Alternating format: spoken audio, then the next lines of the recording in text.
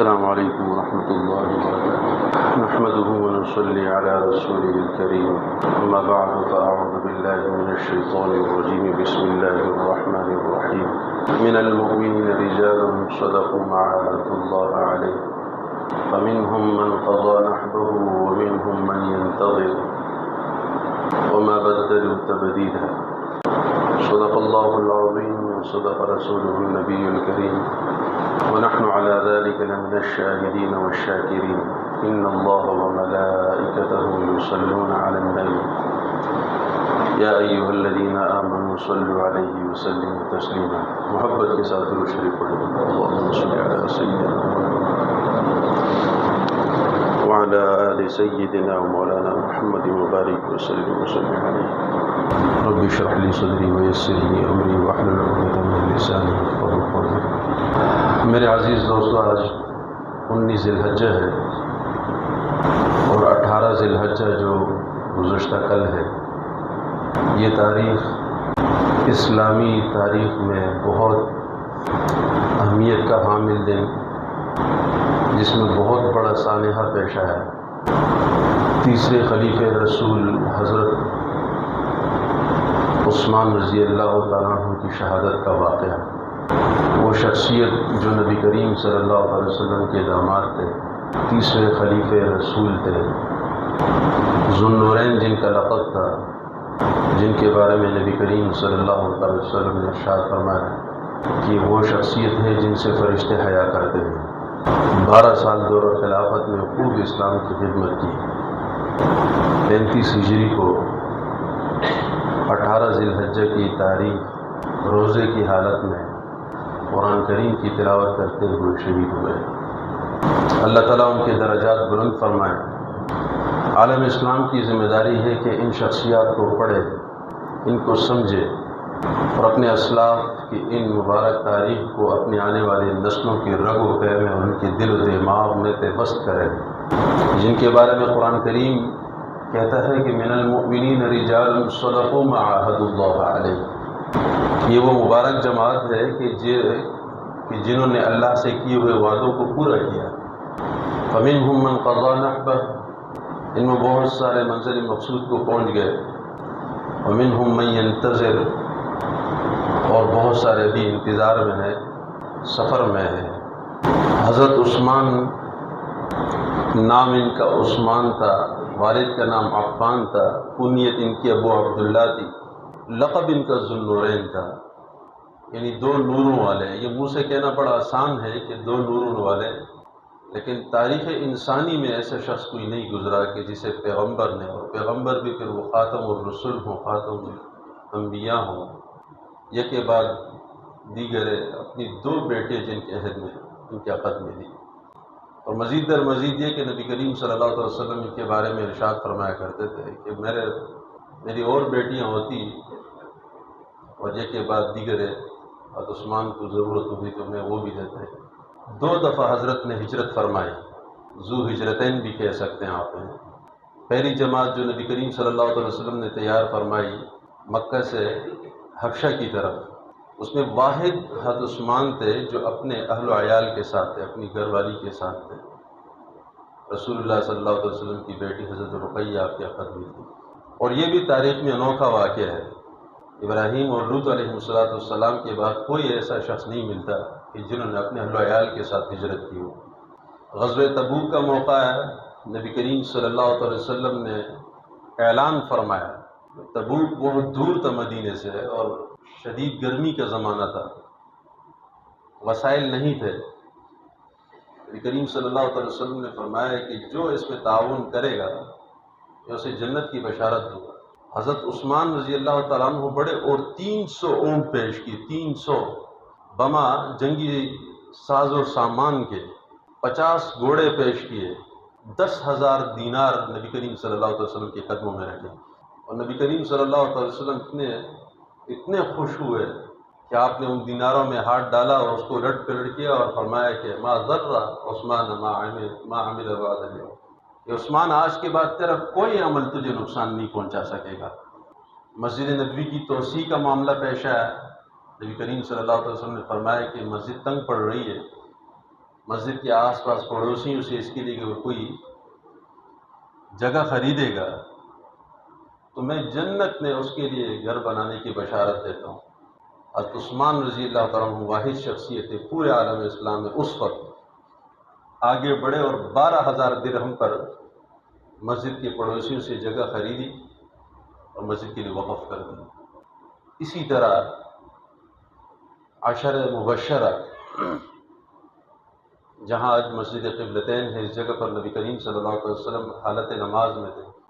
اس وقت تک حکم تھا بیت المقدس کی طرف نماز پڑھنے کا۔ ہجرت کے بعد بھی تقریباً 17 ماہ تک نبی کریم صلی اللہ علیہ وسلم نے اللہ کے حکم سے بیت المقدس کی طرف نماز پڑھی۔ تو نماز کے دوران ہی 10 صحابہ پیچھے تھے، اس میں چاروں خلفاء ابو بکر، عمر، عثمان، علی، طلحہ، زبیر، دیگر صحابہ تھے۔ نماز کے دوران حکم آیا ہے کہ چہرے کو پھیر دیجئے، قبلے کا رخ چینج کر دیجئے، اب مکے کی طرف منہ کر لیجئے۔ اب نبی کریم صلی اللہ علیہ وسلم نے بغیر کسی گفتگو کے آپ صحابہ کے جذبہ ایمانی کو دیکھے اور جذبہ اطاعت رسول دیکھے، چونکہ یہ حکم نماز کے دوران تھا تو نبی علیہ السلام نے دوران نماز حکم پھیر دیا بیت المقدس سے بیت اللہ کی طرف۔ تو یہ جو 10 صحابہ تھے بغیر کسی گفتگو کے اور بغیر نماز کے ختم کے اختتام کے فوراً اباؤٹ نبی علیہ السلام کے پیچھے گھوم گئے۔ یہ منظر اللہ کو اتنا پسند آیا، اتنا پسند آیا کہ نبی کے ایک ادا پر نماز کے دوران پوچھنے کی زحمت بھی نہیں کی، مڑ گئے، پورا بیت اللہ چینج کر دیا۔ نماز کے بعد نبی کریم صلی اللہ علیہ وسلم نے ایک عظیم خوشخبری دی، ابو بکر فی الجنہ، عمر فی الجنہ، عثمان فی الجنہ، علی فی الجنہ، طلحہ فی الجنہ، عبد الرحمن فی الجنہ، زبیر فی الجنہ۔ ان 10 عشر مبشرہ میں حضرت عثمان رضی اللہ تعالیٰ عنہ بھی شامل۔ کیا ان کے فضائل ہیں، کیا ان کے مناقب ہیں۔ اور پھر قرآن کریم میں حدیبیہ کے موقع پر جب نبی کریم صلی اللہ علیہ وسلم نے حضرت عثمان کو اپنے ایلچی بنایا کہ جاؤ مکہ والے سے مذاکرات کرو، بعد بھی کسی نے غلط افواہ اڑائی کہ حضرت عثمان کو شہید کر دیا گیا ہے۔ تو نبی کریم صلی اللہ علیہ وسلم نے اس وقت جتنے صحابہ موجود تھے، تقریباً 1500 صحابہ کی بات آتی ہے، سب صحابہ کے ہاتھ پر خون عثمان کا بدلہ لینے کے لیے بیعت کی۔ ایک طرف ایک عثمان کے خون کی بات ہو رہی ہے اور دوسری طرف یہاں پر 1500 صحابہ ہیں، اور سب سے بیعت لینے کے بعد پھر نبی کریم صلی اللہ علیہ وسلم خود حضرت عثمان کا نمائندہ بن کر بیعت لے رہے ہیں کہ سب نے تو بیعت لے لی، عثمان چونکہ یہاں موجود نہیں، میں محمد عثمان کا نمائندہ بن کر اس کی طرف سے خود بیعت لے رہا ہوں۔ اب یہ منظر اللہ کو اتنا پسند آیا، اتنا پسند آیا، قرآن کریم میں سورہ فتح میں اللہ ارشاد فرماتے ہیں لَقَدْ رَضِيَ اللَّهُ عَنِ الْمُؤْمِنِينَ إِذْ يُبَايِعُونَكَ تَحْتَ الشَّجَرَةِ کہ پیغمبر اس درخت کے نیچے جتنے لوگوں نے بھی آپ کے ہاتھ پر بیعت کی سب سے اللہ راضی ہو چکا ہے، اور عثمان اس میں شامل ہیں، شریک ہیں۔ آپ کو جب خلافت ملی، حضرت عمر رضی اللہ تعالیٰ عنہ کی شہادت کا سانحہ پیش آیا، شورا قائم ہوئی، اور شورا میں یہ بات طے ہوئی کہ اگلے خلیفہ حضرت عثمان ہے۔ تو حضرت عثمان رضی اللہ تعالیٰ عنہ جب خلافت کے بار کو اپنے سر لیا تو کچھ عرصے بعد سب سے بڑا مسئلہ قرآن کریم کی قراءت کا پیش آیا، اور یہ فطری بات ہے، ہر علاقے میں زبان کا کچھ اختلاف ہوتا ہے۔ اگر سندھ ہے، سندھ میں سندھی بولی جاتی ہے تو ہر خطے میں ایک ہی سندھی نہیں ہوتی، تھوڑا سا سکھر والے کچھ اور بولیں گے، تھوڑا سا آگے والے کچھ اور، تھوڑا سا الفاظ کا چینج رد و بدل ہوتا ہے، اور یہ ہر علاقے میں ہوتا ہے۔ اب پورے پنجاب میں ایک جیسی پنجابی نہیں ہے۔ اب ڈیرے کی طرف چلے جائیں تو ڈیرے کی طرف ایک ہی سرائکی نہیں ہے، غازی خان والے کچھ بولتے ہیں، اسماعیل خان والے کچھ بولتے ہیں، فرق ہوتا ہے۔ اب کے پی کے کی طرف چلے جائیں، کے پی کے میں بھی بڑا فرق ہے، وزیرستان والوں کی پشتو کچھ ہے، پشاور والوں کی کچھ ہے، نوشہرہ میں بھی، سوابی میں بہت زیادہ فرق ہے، کرک والوں کی کچھ ہے، بہت زیادہ فرق ہے۔ تو عرب کا بھی یہی تھا کہ قبیلے در قبیلے بہت سارے الفاظ میں ان کا فرق تھا، تو اپنے قبیلے کے اعتبار سے قرآن کریم کی تلاوت اپنے اپنے لہجے میں کرنے لگے۔ تو قرآن کریم کی قراءات کے اور اختلافات کا بہت بڑا مسئلہ پیش آیا۔ آپس میں اختلاف کرنے لگے، یہاں تک کہ لڑائی جھگڑے تک نوبت آنے لگی، اور یہ بار کوئی صحابی اٹھانے کے لیے تیار نہیں تھے، نبی کریم صلی اللہ علیہ وسلم تو موجود نہیں تھے۔ حضرت ابوبکر کے سامنے بات آئی، انہوں نے کہا کہ جو کام پیغمبر نے نہیں کیا میں کیسے کر سکتا ہوں۔ حضرت عمر رضی اللہ تعالیٰ عنہ کے سامنے معاملہ ہے، نبی کریم صلی اللہ علیہ وسلم نے یہ کام نہیں کیا میں کیسے کر سکتا ہوں۔ اور حضرت عثمان رضی اللہ تعالیٰ عنہ کے سامنے جب یہ معاملہ ہے تو بہت زیادہ سوچ و بچار کے بعد، استخارے کے بعد، آپ نے امت سے بڑے بڑے قراء کو جمع کیا اور ایک کمیٹی بنائی، اور اس کمیٹی کے سربراہ حضرت زید بن ثابت رضی اللہ تعالیٰ عنہ کو بنایا، اور پورے جہاں جہاں پر قراءت کا اختلاف تھا تو وہاں پر ایک رسم الخط پر اتفاق کیا، ایک رسم الخط پر اتفاق کیا، ایک قراءات پر اتفاق کیا، اور اس کی کاپیاں بنائی، بہت ساری کاپیاں بنائی، اور جہاں جہاں تک عالم اسلام کی حدود پہنچتی تھی، مختلف علاقوں میں، قبیلوں میں، ملکوں میں، اس کی کاپیاں بھجوائے اور آرڈر دیا کہ اب کے بعد اس رسم الخط کے بغیر تلاوت نہیں ہوگی، جو اس کے بغیر تلاوت کرے گا اس کی گرفت ہوگی۔ تو پوری امت کو حضرت نے ایک مصحف پر جمع کیا، پوری امت کو مجتمع کیا، اور یہ کوئی معمولی بات نہیں تھی۔ آج پوری دنیا میں جہاں بھی قرآن کریم موجود ہے یہ وہی مصحف عثمانی ہے جو حضرت عثمان رضی اللہ تعالیٰ عنہ نے اپنے دور میں اس کو سیٹل کیا، درست کیا، اور قیامت تک یہ ایسا عظیم صدقہ جاری ہے، پوری دنیا میں جہاں بھی قرآن کریم پڑھا جائے گا یہ ثواب حضرت عثمان رضی اللہ تعالیٰ عنہ کو ملتا رہے گا، تو معمولی بات نہیں، یہ بہت بڑی بات۔ اور پھر سلطنت اسلامی کی حدود اگر آپ دیکھیں، عرب سے نکلے، ایران آپ کے دور میں فتح ہوا، آرمینیا آپ کے دور میں فتح ہوا، شمال افریقہ آپ کے دور میں فتح ہوا، پہلی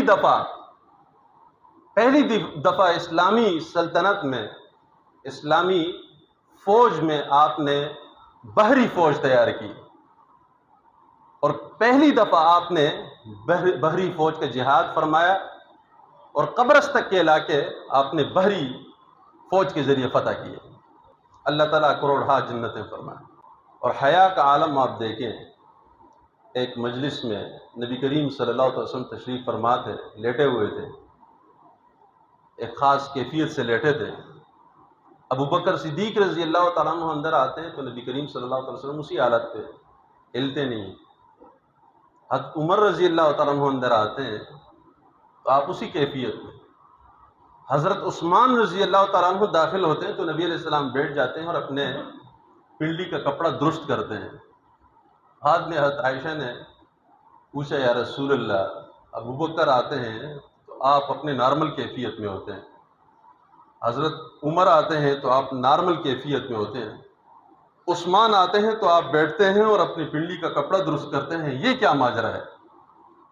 جناب محمد الرسول اللہ صلی اللہ علیہ وسلم نے ارشاد فرمایا کہ وہ شخص جن سے فرشتے حیا کرتے ہیں میں اس سے کیوں حیا نہ کروں؟ تصور کیجیے وہ کیسی شخصیت ہوں گے جن سے ملائکہ حیا کرتے ہوں گے۔ آج ہمارے ہاں حیا مفقود ہو گئی ہے، اجنبی بن گئی ہے، ماں اور بیٹی کی تمیز ختم ہو چکی ہے، بھائی اور بہنوں کی تمیز ختم ہو چکی ہے۔ یہ اسلاف ذرا پڑھائیں اپنے بچوں کو، اپنے گھر والوں کو کہ یہ کس قسم کے لوگ تھے کہ جن سے فرشتے حیا کرتے تھے۔ ہماری حیا اور ہماری غیرت، ہمارا پردہ کہاں پہنچ چکا ہے؟ یہ چیزیں اپنے بچوں کو، اپنی بچیوں کو، اپنی بیٹیوں کو، اپنی بہنوں کو سکھانے کی ضرورت ہے۔ یہ مرد ہے، آج ہماری امت کی بیٹیوں کو حیا نہیں ہے، ہماری بچیوں کو حیا نہیں ہے، یہ مرد ہے، یہ اتنے باحیا اور باکردار لوگ تھے۔ اور نبی کریم صلی اللہ علیہ وسلم نے ارشاد فرمایا تھا کہ عثمان، اللہ تمہیں قمیص پہنائیں گے، ایک وقت آئے گا کہ لوگ اور منافقین اسے اتارنے کی کوشش کریں لیکن تم نے اتارنا نہیں۔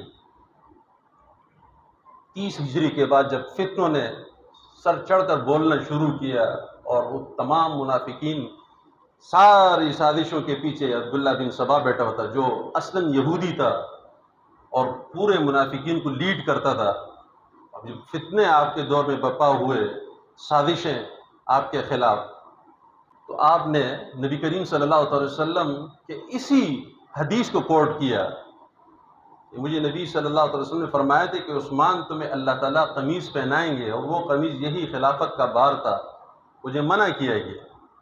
لیکن پھر آپ کی شخصیت کا کمال دیکھے، جب فتنے بہت بڑھ گئے اور مختلف اطراف سے لوگ مدینے میں سازشی لوگ آئے اور آپ کی جان کے درپے ہو گئے اور پورے گھر کی طرف سے چاروں طرف سے محاصرہ کیا گیا، تو بڑے بڑے صحابہ آئے۔ سب سے پہلے حضرت علی رضی اللہ تعالیٰ عنہ آئے، حضرت آپ حکم فرمائے، ہم ان کا قلعہ کما کرتے ہیں۔ آپ نے فرمایا نو، بالکل اجازت نہیں ہے۔ طلحہ ہے، حضرت آپ حکم فرمائے، ہم دفاع کے لیے تیار ہیں نا، آپ کے پاس سلطنت ہے، طاقت ہے، قوت ہے، سب کچھ ہے، کیوں آپ خاموش؟ انہوں نے کہا نہیں۔ اور یہاں تک فرمایا جب یہ شہادت کا دن تھا تو اپنی گھر والی کو صبح بتایا کہ میں نے رات جناب محمد الرسول اللہ صلی اللہ علیہ وسلم کی زیارت کی اور فرمایا کہ عثمان ہم دسترخوان پر انتظار کر رہے، آج کی افطاری آپ نے ہمارے ساتھ کرنی ہے۔ اور یہ سازشی لوگ آئے، انہوں نے تلوار سونتی، آپ کی بیوی حضرت نائلہ آئی اور اس تلوار کے آگے انہوں نے ہاتھ کیا، اس بیچاری کے سارے انگلیاں کٹ گئی، اور قرآن کریم کی تلاوت کرتے ہوئے روزے کی حالت میں آپ کے خون کی دھار، قرآن کریم کی آیت فَسَيَكْفِيكَهُمُ اللَّهُ، جس کا ترجمہ یہ ہے کہ ان کے لیے اللہ کافی ہے، اس آیت کریم پہ آپ کا خون گرا۔ آج بھی وہ میوزیم میں وہ قرآن کریم رکھا ہوا ہے اور انہی آیت کے اوپر آپ کا خون موجود ہے۔ اللہ تعالیٰ کروڑھا انہیں جنت الفردوس نصیب فرمائے۔ اللہ تعالیٰ ان مبارک حضرات کے نقش قدم پر ہمیں چلنے کی توفیق نصیب فرمائے اور اپنے آنے والی نسلوں کو یہ تاریخ پڑھانے کی توفیق نصیب فرمائے۔ وآخر دعوانا الحمد للہ رب العالمین۔